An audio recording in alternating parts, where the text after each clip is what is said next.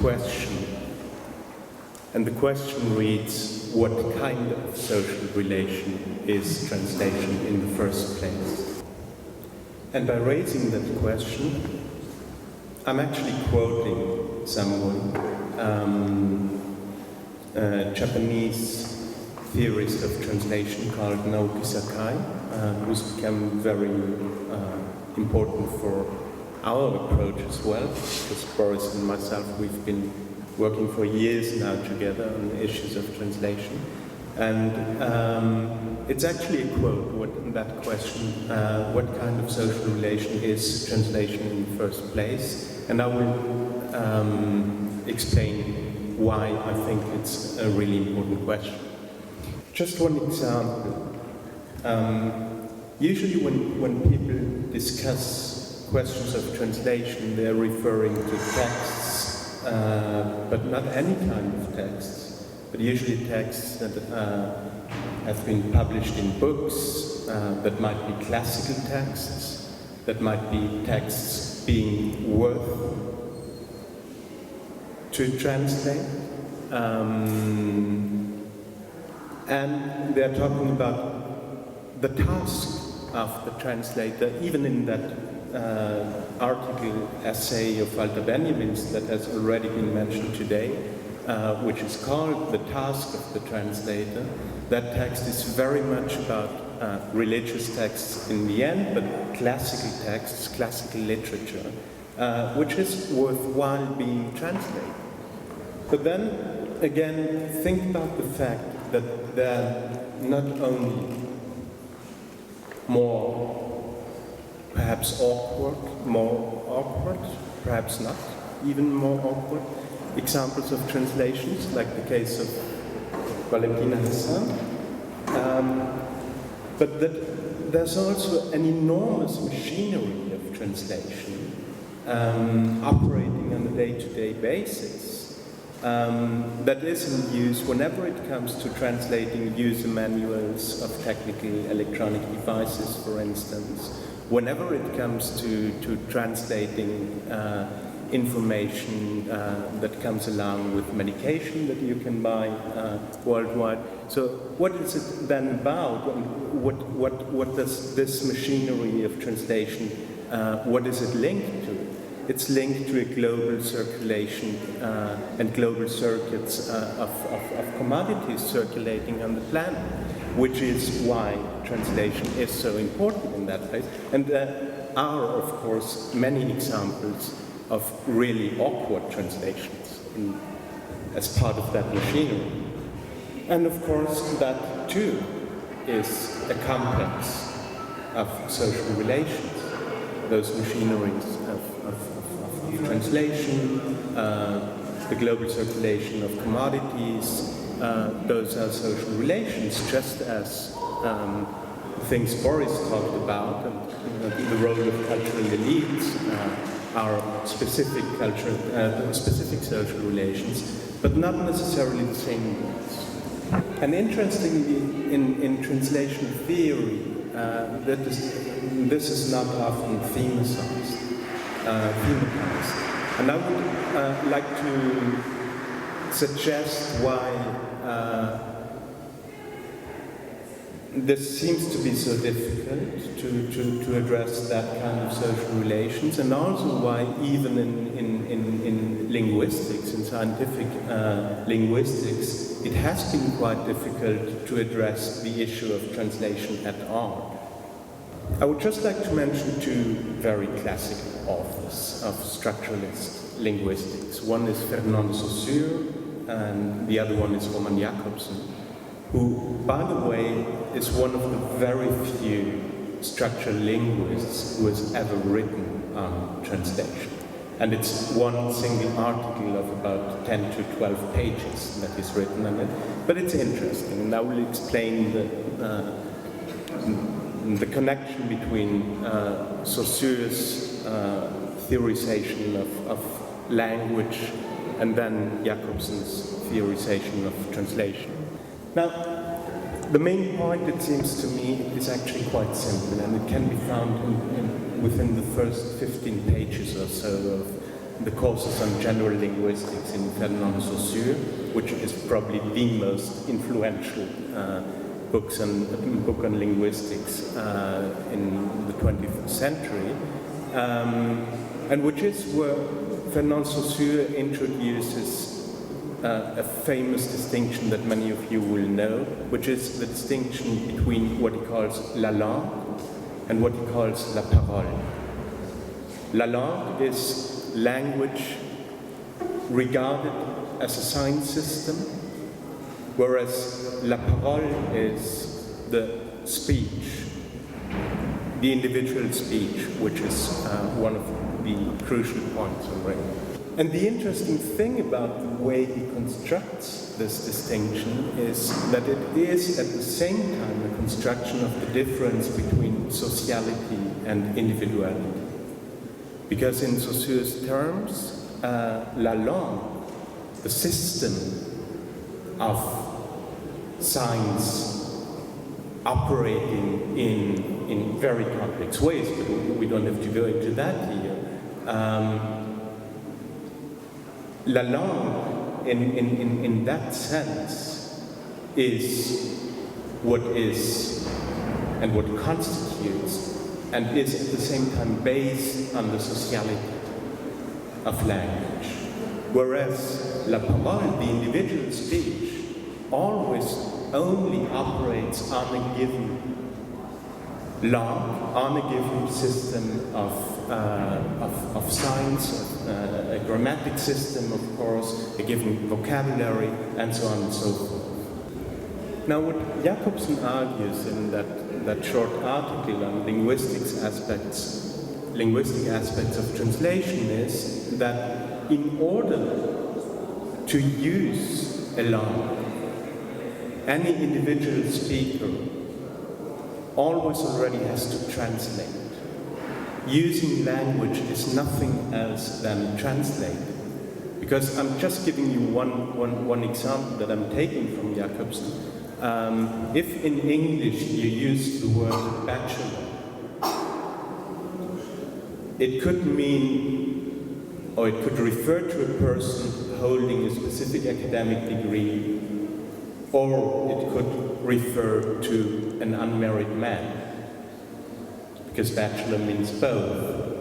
So Jacobson's argument is able to use language as a whole, and even a single word like bachelor always necessitates the capacity to reword everything that is being said. Like if you use the word bachelor and somebody might ask what you mean, you always have the capacity to say, well, I'm talking about an unmarried man, or I'm talking about a person holding a specific academic degree. Now, still, even though Jacobson places the question of translation at the very heart of linguistics, then it's quite interesting that he still locates that very question at the level of an individual capacity. And he even says, and there we're back at the whole problem of translation as a filter. He says, well, especially when it comes to translating between different, what is being considered as different languages, and not within one and the same language, then the people speaking that language will hear minor differences or will raise yes or no questions in order to find out whether that language is correctly used or words are correctly pronounced, and so on and so forth. And Jacobson is actually speaking about yes or no questions. People tend to raise yes or no questions. Is this a correct version of the language that is supposed to be used or not? And the reason why I'm interested in that is that I think it's profoundly political, and it's profoundly political in a sense that can even be found in Saussure himself, because what Saussure says in some passages of the Cours de linguistique générale, his theory of general linguistics, is that the sociality of la langue that interferes, that has to be used and that interferes at the same time, according to Jacobson, in translation and acts, is constructed like a contract. And it's that kind of contract that is deeply linked actually in political thought of modernism. It's the kind of contract that in political theory from the 17th century onwards has been called a social contract. And the interesting thing about a social contract is that it is a kind of contract that people do not really agree upon, but they can only subscribe to it, because the whole theory of the social contract as the very basis of any kind of society is based on the assumption that this signing of the contract has always already happened in the kind of society where we're living in. So you're not in the position as an individual to actually agree or sign in. You're considered to have always already subscribed. And at that point, I would like to introduce perhaps the crucial distinction that Naoki Sakai, whom I've mentioned before, introduced. And I won't even explain it theoretically because it's a very complex distinction and debate that has to be sustained around it. But I would like to first introduce it and then try to sort of illustrate it on several examples. And at the end, I will come back to some visual material again in order to address the value of that distinction. And the distinction is the distinction between heterolingual address and homolingual address,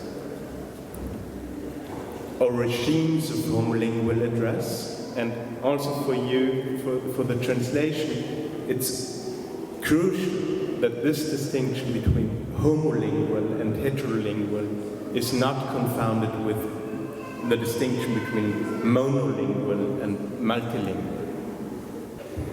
Because, just to explain that very briefly, the whole distinction between monolinguality and multilinguality is based on a common assumption, which is that languages are existent as well-defined and distinct unities and entities. And either you can speak one of them, that you're monolingual, or you can speak more of them, and you're multilingual. But both sides of that distinction between monolinguality and multilinguality rest within what Naoki Sakai would call a regime of homolinguality, which is the homogeneity of languages as given entities within themselves. So, what is heterolinguality? As I said, I will not explain it theoretically, but I would like to give you an example, and it's one single word, which is in itself actually two. And I just have to say that heterolinguality is all about being non-identical with itself, and I will explain that by referring to the example of that word, which is actually already two. And the word is tubab, or babtu.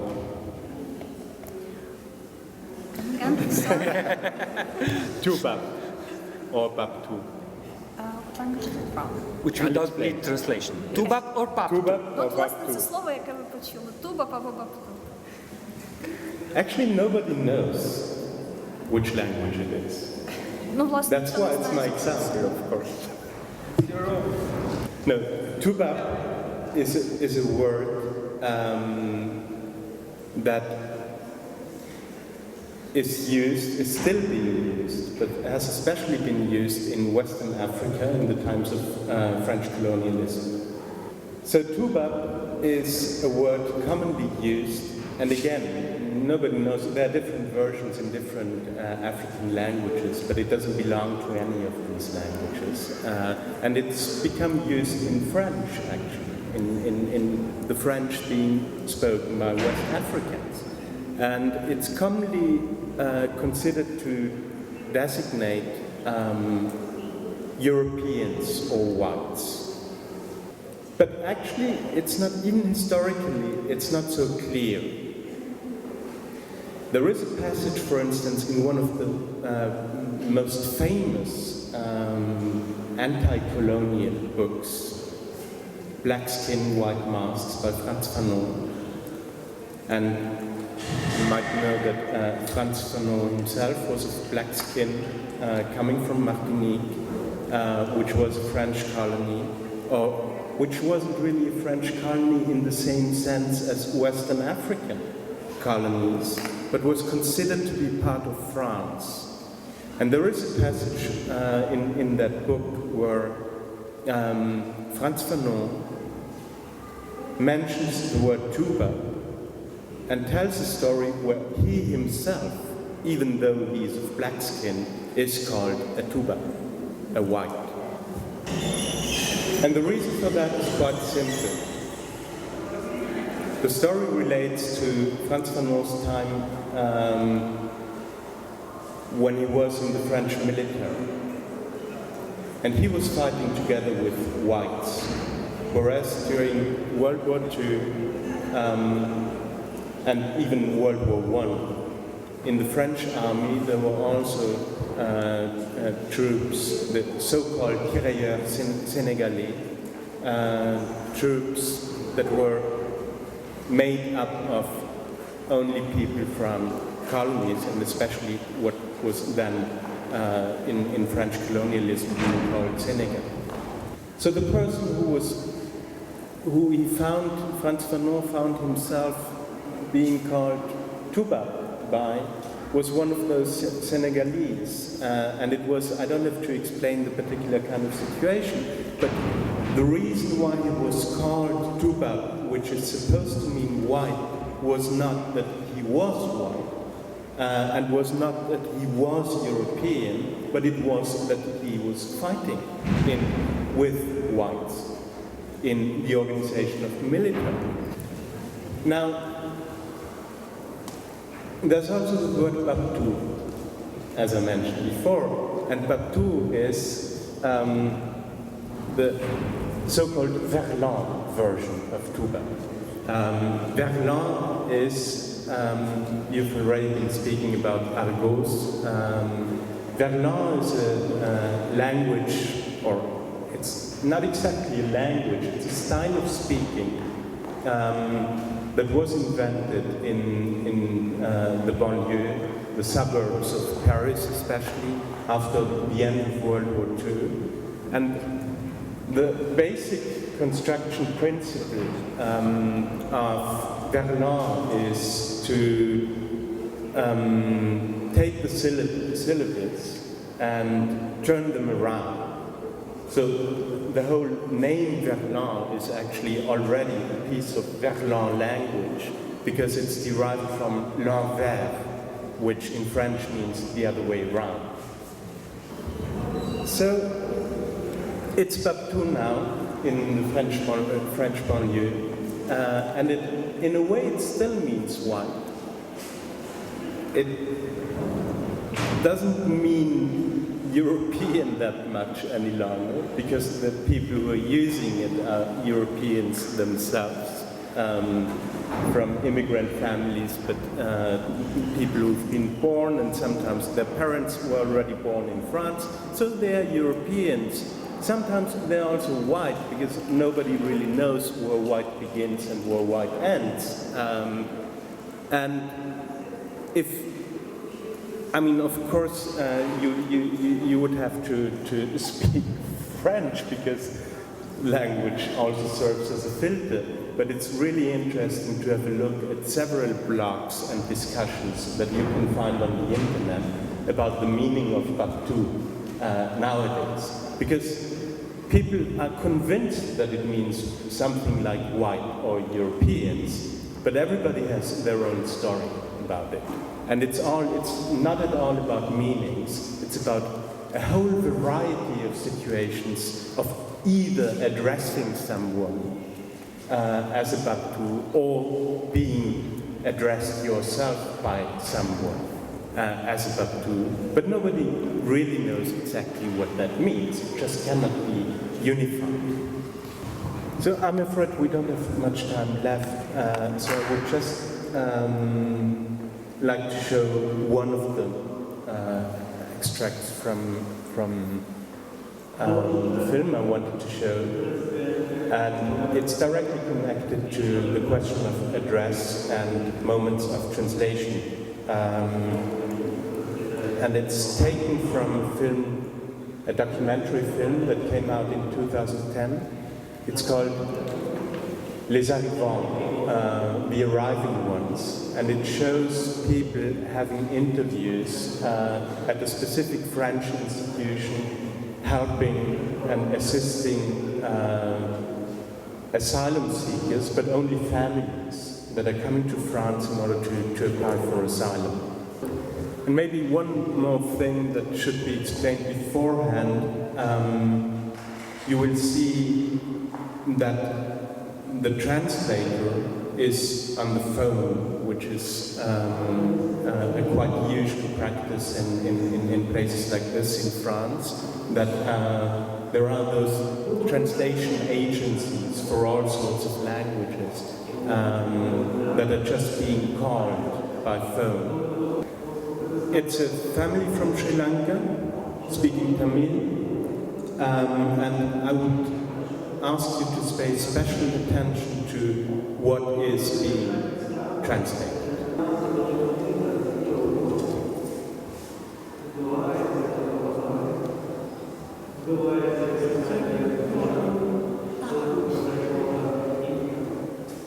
Можливо, в них перерва на обід? А, ні, гаразд.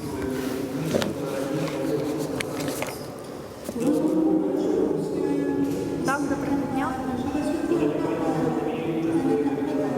Я хотіла б знайти перекладача з тамільської, будь ласка.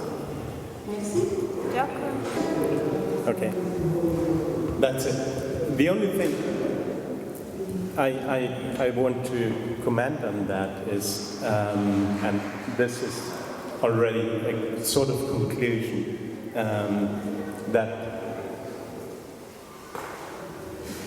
the only things that are actually translated in that situation are names, birthplace, birth date, and there is no, and especially the question of the public institution in France, they are being translated. And then the only things that are actually translated back to French, which are proper names of the persons, translation doesn't really serve for anything because the social assistant, the French social assistant, has no idea how to write them. So it is, and that's the conclusion, it is a very homogenized and uniform way of addressing people. Of course, in order to then decide whether they are possibly being let in the country or not. It's the situation showing how translation as a regime, as a translational regime, even operates as a filter when there is no kind of sophisticated translational process even happening. But the things being translated are proper names, which are not in need of being translated. Whereas, on the other hand, the example of Baptu that I was explaining is all about a word or two words that is not belonging to any kind of language, but that is heterolingual in the sense that it is at the center of all sorts of negotiations and renegotiations of social relations. Thank you. And thank you. Thank you. Настоящий герой.